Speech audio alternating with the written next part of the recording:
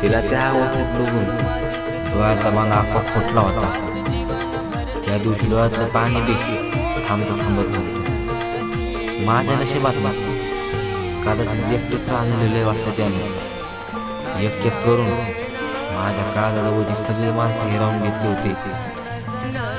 आता हे राधा परत एकदा मी एकटाच राहिलो.